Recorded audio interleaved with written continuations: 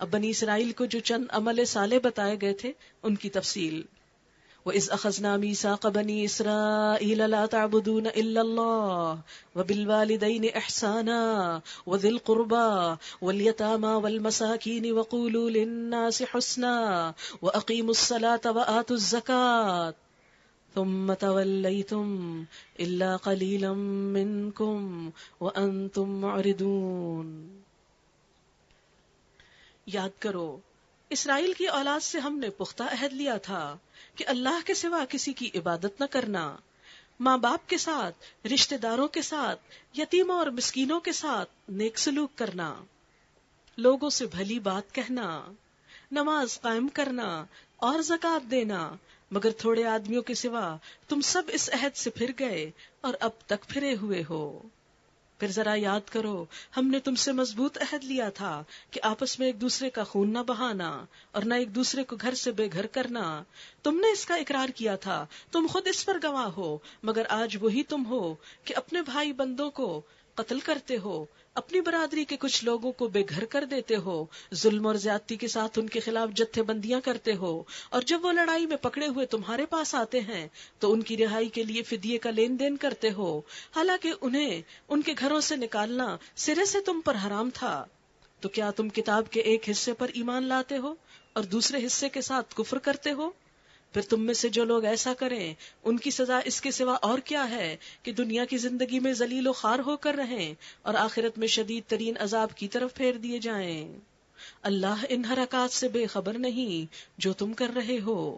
یہ وہ لوگ ہیں جنہوں نے آخرت بیچ کر دنیا کی زندگی خرید لی، لہٰذا ان کی سزا میں کوئی تخفیف نہ ہوگی اور نہ کوئی ان کی مدد کو پہنچ سکے گا. یہاں ہم دیکھ رہے ہیں کہ بنی اسرائیل کو دی جانے والی تعلیمات کا خلاصہ بیان کیا گیا ہے، اور اگر آج ہم دیکھیں تو ہمیں بھی اسی قسم کی تعلیمات دی گئی ہیں. اور اگر بنی اسرائیل نے یہ کام نہیں کیا اور اللہ تعالیٰ ان سے ناراض ہو گئے تو کیا اگر ہم اپنی تعلیمات سے منہ موڑ لیں تو ہم سے اللہ تعالیٰ راضی ہو جائیں گے؟ اللہ کا قانون سب کے لیے برابر ہے. بندوں میں سے کچھ بندے اس کے لاڈلے نہیں کہ وہ کچھ نہ کریں اور ان کو بخش دے، اور کچھ ایسے نہیں کہ وہ جو کچھ کریں تو ان کو نہ بخشے. نہیں، اللہ تعالیٰ نے جو میزان مقرر کیا ہے اسی کے مطابق وہ انسانوں سے پوچھ گچھ کرے گا. یہاں پہلا حکم جو دیا گیا وہ یہ ہے کہ اللہ کے سوا کسی کی عبادت نہیں کرنا، کسی کو رب نہیں ماننا، کسی کے آگے سجدہ نہیں کرنا، کسی اور سے دعا نہیں مانگنا، کسی اور کے نام کی نظر نیاز اور خیرات نہیں کرنا. ساری عبادت، ساری نماز، سب قربانی، سب کچھ اللہ ہی کے لیے. ہر اچھا کام اللہ کے لیے، دکھاوے کے لیے نہیں، لوگوں سے داد پانے کے لیے نہیں، شہرت کے لیے نہیں، کسی کے ساتھ کوئی احسان جتانے کے لیے نہیں، بس اللہ کے لیے، اس کی نعمت کے شکرانے کے طور پر اس کو خوش کرنے کے لیے. نیک کام کے لیے یہ ایک بنیادی معیار دے دیا گیا. کوئی نیک کام اس وقت تک نیک نہیں جب تک کہ وہ اللہ کے لیے نہ ہو. اور شاید یہ ہمارے فائدے کے لیے اور یقیناً ہمارے ہی فائدے کے لیے، اس لیے کہ آپ نے دیکھا ہوگا کہ آپ کتنا بھی اچھا کام کریں، کتنا بھی سچا کام کریں، یہ ہو نہیں سکتا کہ سب لوگ آپ سے خوش ہو جائیں. اور اگر انسانوں کو اچھائی کا معیار یہ دیا جاتا کہ اچھا کام وہ ہے جسے دیکھ کر لوگ خوش ہوں، اور پھر انسان دیکھتا کہ آدھے لوگ تو خوش ہی نہیں ہوئے، انسان اس عمل پر قائم ہی نہ رہ سکتا تھا کہ نہیں، فلاں بھی خوش نہیں ہوا، فلاں بھی خوش نہیں ہوا، میں کس لیے اچھا کروں، کیوں اچھا کروں. اور وہ گدھے والی مثال تو آپ سب کو معلوم ہوگی. تو بات یہ ہے کہ آپ کوئی بھی کام کریں، یہ نہیں ہو سکتا کہ سب لوگ آپ سے راضی ہو جائیں، خوش ہو جائیں، ہرگز نہیں. لہذا نیک کام کی بنیاد ہی یہ رکھ دی گئی کہ وہ کام نیک ہے، نیکی کہتے اس کو ہیں جو اللہ کے لیے کی گئی ہو، جس میں انسان کا رب کے سامنے سچا ہو جانا کافی ہے، جس میں دوسرے انسانوں کی تعریف اور دوسروں سے مفاد کا حاصل کرنا اور دوسروں کو خوش کرنا مقصود نہ ہو۔ لہذا عبادت صرف نماز روزے کا نام نہیں، عبادت زندگی کے ہر کام میں اللہ کی اطاعت اور اللہ کی رضامندی طلب کرنے کا نام ہے۔ لا تعبدون الا اللہ، سب کچھ بس اللہ کے لیے کرنا، وبالوالدین احسانا، اور انسانی رشتوں میں سب سے اہم ترین والدین، ان کے ساتھ احسان، ان کے ساتھ احسان، خوبصورت رویہ، وذل قربا، اور رشتہ دار باقی انسانوں سے پہلے، والیتاما، پھر یتیم بچے جن کے والدین نہ ہو، خاص طور پر باپ نہ ہو، سرپرست نہ ہو، والمساکین، ضرورت مند، حاجت مند لوگ جو زندگی کی مشکلات کا شکار ہوں، اور پھر سب کچھ کر کے، سارے نیک کام کر کے موڈ آف کر کے نہیں بیٹھ جانا۔ وقولوا للناس حسنا، بات اچھی طرح کرنی ہے، کیونکہ عموماً یہ ہوتا ہے کہ جو لوگ بہت عبادت گزار اور نیک ہوتے ہیں اپنے خیال میں، وہ بعض اوقات بد اخلاقی پہ اتر آتے ہیں، خشک خشک رویہ اختیار کرتے ہیں، آگے بڑھ کر کسی کو نہیں ملتے، ریزرو ہو جاتے ہیں، ایک ہیبت اپنے اوپر طاری کر لیتے ہیں، دوسروں کے لیے بلائے جان بن جاتے ہیں۔ یہ کیا وجہ ہے؟ کیونکہ تہجد کے لیے صبح اٹھے تھے، اب طبیعت بہت مزمحل ہے کہ مسکرایا نہیں جا رہا۔ نبی صلی اللہ علیہ وسلم سب سے زیادہ مسکرانے والے انسان تھے، اور آپ نے کبھی تہجد کی نماز قضا نہیں کی، اکثر روزے سے ہوتے ہوئے بھی، اور بلکہ روزہ تو ویسے بھی بد اخلاقی سے روکتا ہے انسان کو۔ من لم يدع قول الزور والعمل به فليس لله حاجة ان يدع طعامه وشرابه، کہ جس نے روزہ رکھ کے بھی جھوٹ بولنا اور اس پہ عمل کرنا نہ چھوڑا، اللہ کو کوئی ضرورت نہیں کہ کوئی بھوکا پیاسا رہے۔ مراد یہ ہے کہ غلط کام۔ لہذا قولوا للناس حسنا، لوگوں سے اچھی بات کہنا، اچھی طرح بات کرنا۔ اچھی بات کون سی؟ نیکی کی بات، اچھا مشورہ، نرمی اور خوش اخلاقی سے بات، رویے سے بھی بھلائی ظاہر ہو، نفرت کا انداز نہ ہو، باتوں میں طنز نہ ہو، لہجے میں تکبر نہ ہو، اسٹیٹس کانشیس ہو کر بات نہ کرے انسان۔ یہ نہ دیکھا جائے کہ مخاطب کون ہے، کس سے بات ہو رہی ہے، یہ دیکھا جائے کہ بات کرنی کیسے چاہیے، دوسروں کی خیر خواہی ہو، اصلاح کی نیت ہو، دوسروں کے لیے انکریجمنٹ ہو، ان کو مایوس نہ کیا جائے، سٹائل میں بھی خوبصورتی ہو، فطری انداز ہو، تصنع سے اور بناوٹی باتوں سے پرہیز کیا جائے، لفظی تکلف نہ ہو، بات کرتے وقت اپنی بات کو دوسرے پہ مسلط نہ کیا جائے، لہجہ بھی نرم ہو تاکہ تلخی کم ہو، بات مختصر اور جامع ہو، اعتراض کا انداز نہ ہو، تحقیر کا انداز نہ ہو، اگر اختلاف رائے ہو تو دوسروں کے عیب نہ تلاش کیے جائیں، آواز میں اتار اور چڑھاؤ ہو، زیر و بم ہو، اس سے بات دلچسپ اور پر اثر ہو جاتی ہے۔ ہمیشہ اگر دل میں لوگوں کی خیرخواہی اور محبت کے جذبات ہوں گے تو بات میں خود بخود حسن آ جائے گا، اس لیے کہ بات تو دل کی عکاس ہوتی ہے نا۔ اگر لوگوں کے لیے دل میں محبت ہوگی تو بات خود بخود اچھی ہوگی، خیر خواہی کی ہوگی، اور دل میں اگر بدگمانی اور میل اور حسد ہوگا تو پھر آپ تکلف سے بہت دیر اچھی باتیں کر ہی نہیں سکتے۔ وقولوا للناس حسنا، اور یہ بات اس پہ میں اتنا سٹریس اس لیے بھی کر رہی ہوں کہ سب سے زیادہ تو ہم باتیں ہی کرتے ہیں نا، ہماری زندگی کا ایک بڑا حصہ تو بولتے میں گزرتا ہے۔ اگر ہمارے بول کی اصلاح ہو جائے تو معاشرے میں خوشیاں پھیل جائیں۔ وَأَقِيمُوا الصَّلَاةَ، پھر نماز کی باری آئی، نماز بعد میں، بات پہلے، اور اچھی طرح بات۔ وَأَقِيمُوا الصَّلَاةَ وَآتُوا الزَّكَاةَ، نماز قائم کرو، زکوٰۃ دو۔ لیکن بنی اسرائیل نے کیا کیا؟ ثُمَّ تَوَلَّيْتُمْ، منہ موڑ لیا۔ بڑا مشکل ہے، ہم بھی کہتے ہیں نا دین بڑا مشکل ہے، یہ دین کا خلاصہ ہے، اللہ کا حق بھی دو، بندوں کا بھی دو۔ اور پھر بنی اسرائیل کے ایک خاص بات پر انہیں ملامت کیا گیا. ان کا اصل قصور یہ تھا کہ یہ دین کی بس وہ باتیں لیتے تھے جن میں ان کو آسانی لگتی تھی اور فائدہ لگتا تھا، اور جہاں مشکل آئی وہیں سلام علیکم. لیکن دین تو وہ دین ہے کہ جس میں جو بات آئے اللہ کا حکم سمجھ کر بس لے لی جائے. جب رب نے مجھے اتنا کچھ دیا، اتنی نعمتیں دی، تو کیا میں اس کی بات نہیں مان سکتی؟ اللہ سے محبت کرنے والے تو یہ جاننے کی کوشش کرتے ہیں ہمارا رب کیا چاہتا ہے اور کیا چاہتا ہے. ہم نے موسیٰ علیہ السلام کو کتاب دی، اس کے بعد پے در پے رسول بھیجے، آخر کار عیسیٰ ابن مریم کو روشن نشانیاں دے کر بھیجا اور روح پاک سے اس کی مدد کی.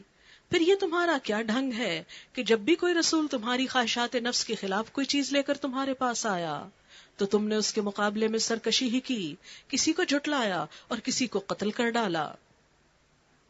وہ کہتے ہیں ہمارے دل محفوظ ہیں. نہیں، اصل بات یہ ہے کہ ان کے کفر کی وجہ سے ان پر اللہ کی پھٹکار پڑی ہے، اس لیے وہ کم ہی ایمان لاتے ہیں. اور اب جو ایک کتاب اللہ کی طرف سے ان کے پاس آئی ہے، اس کے ساتھ ان کا کیا برتاؤ ہے، باوجود اس کے کہ وہ اس کتاب کی تصدیق کرتی ہے جو ان کے پاس پہلے سے موجود تھی، باوجود اس کے کہ اس کی آمد سے پہلے وہ خود کفار کے مقابلے میں فتح و نصرت کی دعائیں مانگا کرتے تھے. مگر جب وہ چیز آ گئی جسے وہ پہچان بھی گئے تو انہوں نے اسے ماننے سے انکار کر دیا. خدا کی لعنت ان منکرین پر. کیسا برا ذریعہ ہے جس سے یہ اپنے نفس کی تسلی حاصل کرتے ہیں کہ جو ہدایت اللہ نے نازل کی ہے اس کو قبول کرنے سے صرف اس ضد کی بنا پر انکار کر رہے ہیں کہ اللہ نے اپنے فضل یعنی وحی اور رسالت سے اپنے جس بندے کو خود چاہا نواز دیا. اصل میں بنی اسرائیل کو سمجھایا جا رہا ہے کہ تم نبی صلی اللہ علیہ وسلم کی بات مان جاؤ، تمہارے انکار کی وجہ صرف یہی ہے کہ وہ پیغمبر تمہاری نسل سے نہیں آیا، وہ تمہارے اندر کا ایک انسان نہیں، حالانکہ بات وہ حق کہہ رہا ہے. تم اللہ کے فیصلے کو ناپسند کر رہے ہو، اسے اللہ کا فیصلہ سمجھ کر قبول کرو، حق کو پہچانو اور اس کو مان جاؤ. لہٰذا اب یہ غضب بالائے غضب کے مستحق ہو گئے ہیں اور ایسے کافروں کے لیے سخت ذلت آمیز سزا مقرر ہے. جب ان سے کہا جاتا ہے کہ جو کچھ اللہ نے نازل کیا ہے اس پر ایمان لاؤ تو وہ کہتے ہیں ہم تو صرف اس چیز پر ایمان لاتے ہیں جو ہمارے ہاں یعنی نسل بنی اسرائیل میں اتری ہے. اس دائرے کے باہر جو کچھ آیا ہے اسے ماننے سے وہ انکار کرتے ہیں، حالانکہ وہ حق ہے اور اس تعلیم کی تصدیق اور تائید کر رہا ہے جو ان کے ہاں پہلے سے موجود تھی.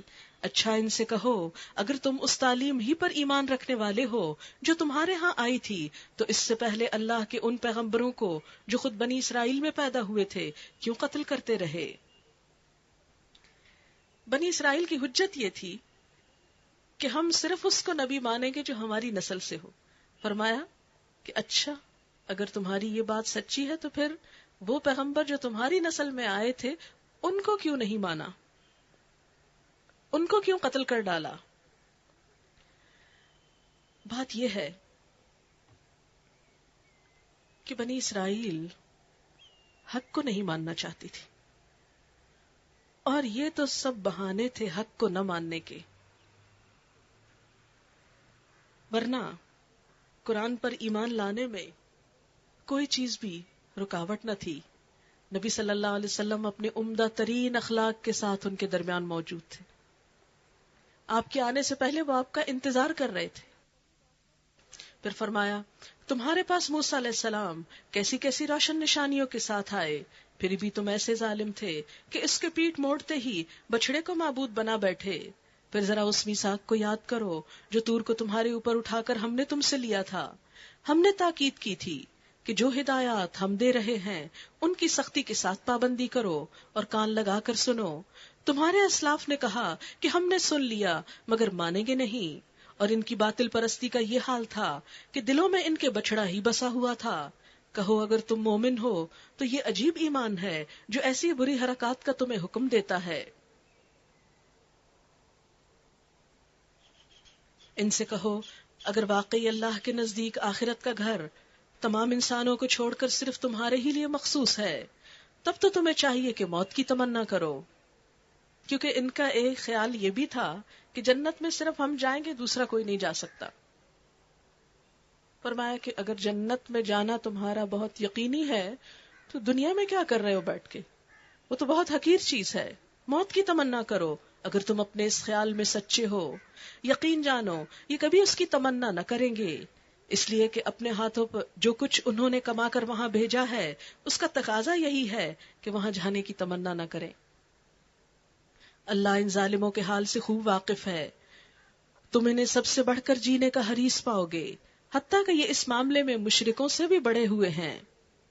ان میں سے ایک ایک شخص یہ چاہتا ہے کہ کسی طرح 1000 برس جیے، حالانکہ لمبی عمر بہرحال اسے عذاب سے تو دور نہیں پھینک سکتی۔ جیسے کچھ اعمال یہ کر رہے ہیں اللہ تو انہیں دیکھ ہی رہا ہے۔ پھر ان کا ایک اعتراض یہ تھا کہ یہ جبریل علیہ السلام کے دشمن تھے اور کہتے تھے کہ انہوں نے ہماری گزشتہ کچھ بستیوں اور اقوام پر عذاب نازل کیا تھا، لہٰذا اگر یہ وحی لائے ہیں تو ہم اس وحی کو قبول نہ کریں گے۔ ان سے کہو کہ جو کوئی جبریل سے عداوت رکھتا ہو اسے معلوم ہونا چاہیے کہ جبریل نے اللہ ہی کے اذن سے یہ قرآن تمہارے قلب پر نازل کیا ہے، جو پہلے آئی ہوئی کتابوں کی تصدیق اور تائید کرتا ہے اور ایمان لانے والوں کے لیے ہدایت اور کامیابی کی بشارت بن کر آیا ہے۔ اگر جبریل سے ان کی عداوت کا سبب یہی ہے تو کہہ دو کہ جو اللہ اور اس کے فرشتوں اور اس کے رسولوں اور جبریل اور میکائیل کے دشمن ہیں، اللہ ان کافروں کا دشمن ہے۔ وَلَقَدْ أَنزَلْنَا إِلَيْكَ آيَاتٍ بَيِّنَاتٍ وَمَا يَكْفُرُ بِهَا إِلَّا الْفَاسِقُونَ، ہم نے تمہاری طرف ایسی آیات نازل کی ہیں جو صاف صاف حق کا اظہار کرنے والی ہیں، اور ان کی پیروی سے صرف وہی لوگ انکار کرتے ہیں جو فاسق ہیں، نافرمان ہیں۔ کیا ہمیشہ ایسا ہی نہیں ہوتا رہا کہ جب انہوں نے کوئی عہد کیا تو ان میں سے ایک نہ ایک گروہ نے اسے ضرور ہی بالائے طاق رکھ دیا؟ بلکہ ان میں سے اکثر ایسے ہی ہیں جو سچے دل سے ایمان نہیں لاتے، اور جب ان کے پاس اللہ کی طرف سے کوئی رسول اس کتاب کی تصدیق اور تائید کرتا ہوا آیا جو ان کے ہاں پہلے سے موجود تھی، تو ان اہل کتاب میں سے ایک گروہ نے کتاب اللہ کو اس طرح پسے پش ڈالا گویا کہ وہ کچھ جانتے ہی نہیں، اور لگے ان چیزوں کی پیروی کرنے جو شیاطین سلیمان علیہ السلام کی سلطنت کا نام لے کر پیش کیا کرتے تھے، حالانکہ سلیمان علیہ السلام نے کبھی کفر نہ کیا۔ کفر کے مرتکب تو وہ شیاطین تھے جو لوگوں کو جادوگری کی تعلیم دیتے تھے، وہ پیچھے پڑے اس چیز کے جو بابل میں 2 فرشتوں ہاروت اور ماروت پر نازل کی گئی تھی، حالانکہ وہ فرشتے جب بھی کسی کو اس کی تعلیم دیتے تھے تو پہلے صاف طور پر بتا دیتے تھے کہ ہم محض ایک آزمائش ہیں، تو کفر میں مبتلا نہ ہو۔ پھر بھی یہ لوگ ان سے وہ چیزیں سیکھتے تھے جس سے شوہر اور بیوی میں جدائی ڈال دیں۔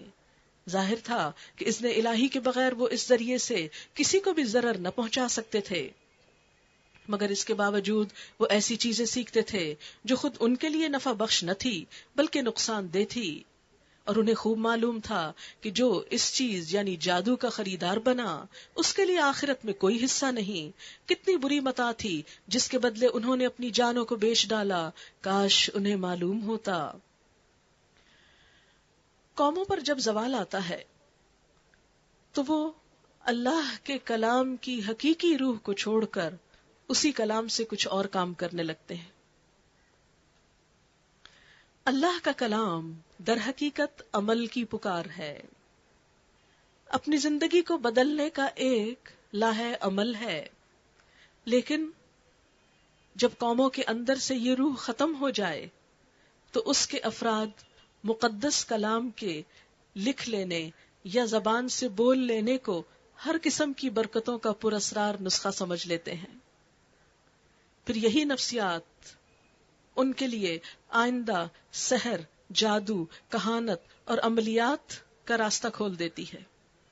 بنی اسرائیل نے کیا کیا کہ انہوں نے اللہ کی کتاب کو پیٹھ پیچھے پھینکا۔ جو رسول لے کر آئے تھے، نبذ فریق من الذین اوتوا الکتاب کتاب اللہ وراء ظہورہم، اللہ کی کتاب کو اپنی پیٹھ پیچھے پھینک دیا، بھلا دیا۔ اس کو کھولا نہیں، اس کو پڑھا نہیں، اس کو سمجھا نہیں، اور اس کو چھوڑ کر کیا کرنے لگ گئے؟ جادو، عملیات، سحر، کلام الہی کی آیات کو منتر کی طرح پڑھنے لگے. آپ دیکھیے کہ ہمارے ہاں بھی بسا اوقات اللہ ہی کے کلام کو بعض لوگ الٹا لکھ کر، اور بعض لوگ نجس خون سے لکھ کر انہی آیات کے ذریعے جادو کرتے ہیں. یہ قوموں کے زوال کی علامت ہے کہ ان کے اندر اتنی بے حسی ہو جائے، ایسی سنگ دلی ہو جائے کہ وہ اللہ کے بابرکت کلام کو ایسے ناپاک مقاصد کے لیے استعمال کرے. اسی لیے جادو کو صرف ناپسند ہی نہیں کیا گیا بلکہ اس کو کفر کہا گیا. اللہ تعالیٰ نے بنی اسرائیل کی آزمائش کے لیے 2 فرشتے عراق کے ایک شہر بابل میں، ان فرشتوں کا نام ہاروت اور ماروت تھا، ان کو اتارا. وہ لوگوں کو جادو سکھاتے تھے. لوگ ان کے پاس دھڑا دھڑ جاتے. پیغمبر نے ان کو بتایا کہ جادو نہ سیکھو. وہ فرشتے خود بھی کہتے انما نحن فتنہ، ہم فتنہ ہیں، آزمائش ہیں، فلا تکفر، کفر نہ کرو، یعنی جادو مت سیکھو. فیتعلمون، اس سب کے بتانے کے باوجود وہ سیکھتے چلے جاتے. آج ہمارے ہاں یہ چیز کس قدر عام ہو گئی ہے، اور سیکھتے بھی کیا؟ ما یفرقون بہ بین المرء وزوجہ، جس کے ذریعے شوہر اور بیوی میں جدائی ڈال دی جائے، گھروں کو توڑا جائے. آج بھی آپ دیکھیے کہ بسا اوقات جادو کا مقصد شوہر اور بیوی کو الگ کرنا ہوتا ہے، اور کرنے والے بھی کون ہوتے ہیں؟ اپنے ہی قریبی رشتہ دار ہوتے ہیں یا دوست احباب ہوتے ہیں. اسلام میں کسی گھر کا ٹوٹنا ایک سخت ناپسندیدہ چیز ہے. فیملی لائف کا بکھرنا بہت سے دکھوں کو جنم دیتا ہے. شیطان جس چیز پر بہت زیادہ خوش ہوتا ہے، اور جو شیطان یہ کام کرے کہ شوہر اور بیوی میں تفریق ڈالے، اس کو تاج پہناتا ہے، اپنے سینے سے لگاتا ہے کہ تم نے بہت اچھا کام کیا.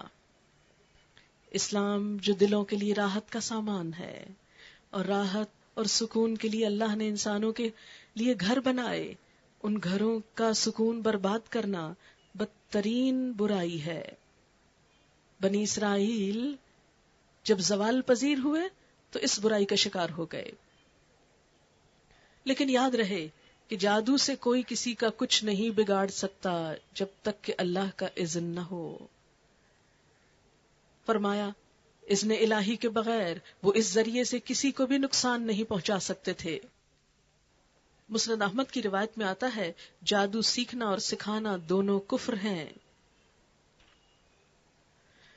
وَلَوْ أَنَّهُمْ آمَنُوا وَاتَّقَوْا لَمَثُوبَةٌ مِّنْ عِندِ اللَّهِ خَيْرٌ لَوْ كَانُوا يَعْلَمُونَ. اگر وہ ایمان اور تقوی اختیار کرتے تو اللہ کے ہاں اس کا جو بدلہ ملتا وہ ان کے لیے زیادہ بہتر تھا، کاش انہیں خبر ہوتی.